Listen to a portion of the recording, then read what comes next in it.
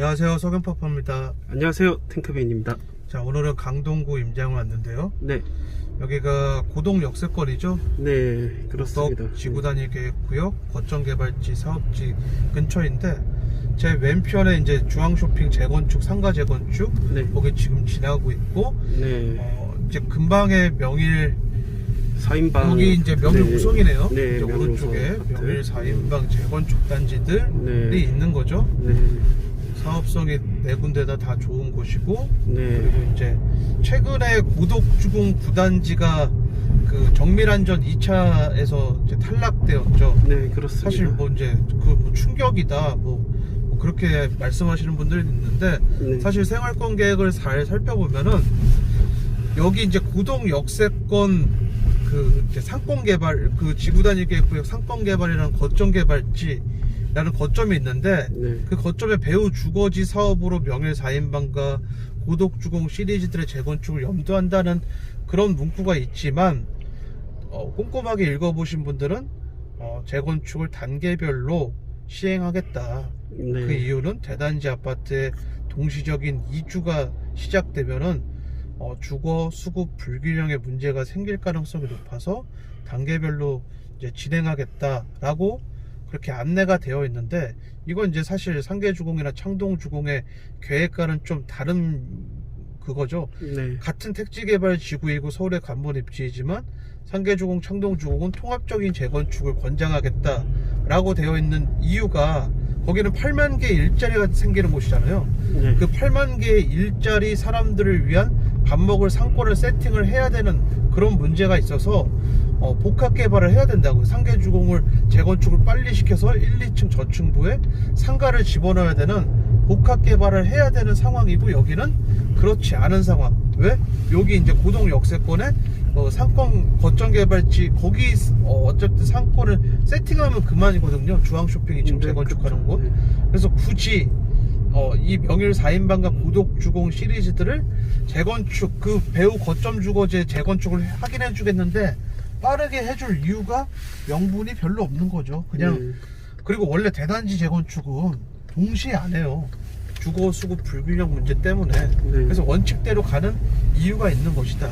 네, 그래서 일단 그 고덕 현대가 그 명일 4인방 중에서 제일 빠르긴 하는데요. 네, 근데 고덕 현대 그 추진위원회 중에서도 약간 좀 두 파가 있는데, 있는 명일 한양이 제일 속도가 느려요. 제일 속도가 느린데, 이 명일 한양과 통합 재건축을 하자는 그런 입장과, 아니다, 그냥 너무 속도가 차이가 나니까 분리 재건축 가자라는 입장, 두 가지 입장으로 좀 나뉘는 것 같아요. 근데 일단 대외적으로 알려진 것은 명일 한양이랑 그리고 고덕 현대가 일단 MOU를 체결했다. 네, 통합 재건축으로 가자라는 그 MOU를 체결했는데, 그 MOU가 대단한 건 사실 아니고요. 그냥 아주 그 느슨한 관계의 연합 단계라고 보시면 돼요. 네. 오른쪽이 이제 고덕주공 9단지죠. 네, 그렇습니다. 고덕주공 9단지 이렇게 되고요.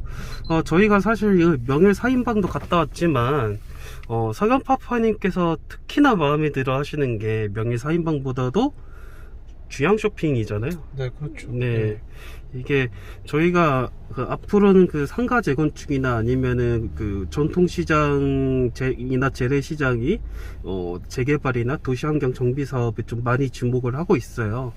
네, 그게 서울에서도 곳곳에 일어나고 있고, 그리고 뭐 일기 신도시라든지 기타 그 경기도 쪽에 있는 그러한 그 시장 쪽에서도 고밀도 개발 차원에서 시장 재건축 사업이 굉장히 좀 활발하게 진행이 되고 있어서, 그 상가를 결국에는 재세팅하는 이유가 이제 또 주거지 사업이 또 이렇게 계속 진행이 되면서 상권이 그 혁신적으로 바뀔 예정이잖아요. 네, 네, 그렇죠. 그러다 보니까 신축 아파트 주민에 걸맞는 상권으로 세팅하기 위한 차원에서, 그래서 상가 재건축을 저희가 좀 많이 주목을 하고 있죠. 네. 그래서 상가 재건축을 주목하는데, 오늘 이제 임장을 왔는데, 네. 사실 이제 고덕 1구역, 뭐 고덕 2-1, 2-2구역 그 재개발을 선동하는 지역도 갔다 왔죠. 네. 근데 2013년도에 재건축이 무너지면서 사실 뭐 지금 뭐 거기 노후도는 뭐 괜찮은데 이제 노후도가 점점 무너지고 있는 그런 상황을 보고 왔는데 막간을 이용해서 이제 거기가 어떤 개발이 될 것이냐. 그 건너편에 그 아리숲길 쪽에 이제 그 복합단지라고 해서 일자리가 들어올 예정입니다. 지금 이제 SH공사가 땅을 매입해서 개발을 한창 하고 있는데 9호선도 이제 뚫릴 예정이죠. 그럼 이제 그 저층주거지는 지구 단위 계획구역 묶여 있고 택지 개발 지구로 또 지정이 돼 옛날에 이제 개발한 그 땅인데 네. 그럼 이제 다른 사람들은 아파트 개발을 하면 되겠다라고 생각할 수도 있는데 그 주변에 이미 아파트 개발을 한 게 많아요. 네. 그러면 이제 우리가 일률적으로 아파트만 개발을 하지 않을 가능성이 높거든요. 그럼 이제 거기는 어떤 식의 개발을 할 것이냐? 제가 볼 때는 용답동 시즌2가 되지 않을까 싶어요. 그래서 워낙 강동구는 재건축, 리모델링, 재개발, 가로주택 정비사업 모두 밸런스 있게 사업을 잘 하는 곳인데 도시재생 관련된 사업지는 그렇게 눈에 띄는 곳이 없거든요. 네. 그쪽에 아마 그런 식의 사업을 하지 않을까. 서울시 도시계획에서도 전면적인 철거형 재개발보다는 뭐랄까 그 소규모 단위의 개발을 권장하고 있는 그런 지역이어서 그런 식으로 개발이 되지 않을까 싶고, 지금 우리가 온 곳도 사실 가로주택 정비 사업이 건축 심의 받고 시공사가 선정된 곳이죠. 네, 그렇습니다. 네, 그래서 여길 왔어요. 워낙 강동구는 그 가로주택 정비 사업의 성지인 곳이 많아서. 그쵸. 왜냐하면은 나홀로 아파트도 많고요. 그리고 많죠. 연립주택도 많아요. 상당히 많죠. 네, 그리고 노후 빌라들도 이렇게 많은 곳인데 일단 강동구 쪽에 재개발 지역은 저희가 다음에 그 소개할 그 천호동 쪽에 성대동 쪽이나 그쪽이 조금 더 무게를 실리고 그럼요. 있어요. 예. 네. 일단은 강동구 내에서는 그 천호 역세권을 과감하게 좀 밀어주려고 하는 그런 게 좀 있어서 또 나름 거점 개발지로 이렇게 삼으려고 하거든요. 그 상업지역도 굉장히 많고 상업지역이 굉장히 많다라는 의미는 거기 상업을 육성하기 위해서 고밀도 역세권 개발을 한다. 근데 고밀도 역세권 개발을 한다고 하면은 주변에 또 배후 주거지도 적당히 좀 세팅이 돼야 되잖아요. 그런 차원에서 재개발을 좀 권장하는 지역은 그렇게 되는데, 그에 반해 이 고덕동이라든지 멱일동이라든지 이쪽 동네는 일단 원래 고덕 주공 아파트들이 재건축된 단지들이 많아서 이제 좀 약간 좀 한 템포를 좀 쉬어가는 느낌이 좀 있어요. 그래서 계속 재개발을 계속 밀기에는 일단 계속 투자 수요가 계속 늘어날 수밖에 없는 상황이기 때문에 좀 템포를 좀 조절하려고 하지 않을까. 그런 배경에서 고덕주공 9단지도 일단은 2차 정비를 안전진단에서 좀 떨어뜨린 게 아닌가라고 싶어요. 뭐 제가 볼 땐 시기를 맞추는 것 같아요. 그래서 뭐 주황쇼핑 그 자리에 그 개발 사업과 시기를 맞추던지 다른 곳과 시기를 어쨌든 서열을 뒀을 거예요. 어떤 식으로 어떤 순번대로 개발을 해줄 것이다. 자체적인 그런 계획이 있을 거예요. 그 계획대로 되는데 어쨌든 거점에 배후 주거지 사업지여서 인허가는 나을 곳이다. 그렇습니다. 걱정할 필요 없어요, 제가. 고덕 주공을 뭐 보유하고 계신거나 뭐 그런 분들 같은 경우는 너무 초지할 필요까지는 없을 거는 같습니다.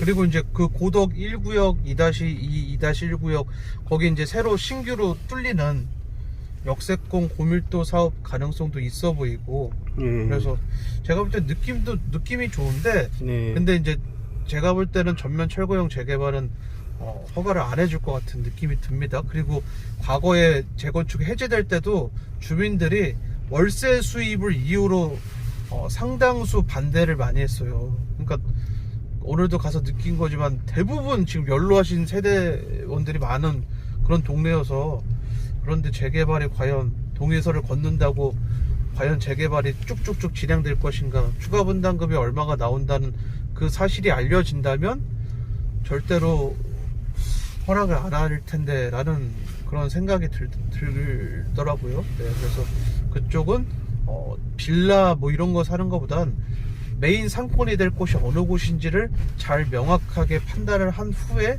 단독주택을 사시는 게 훨씬 더 낫지 않을까.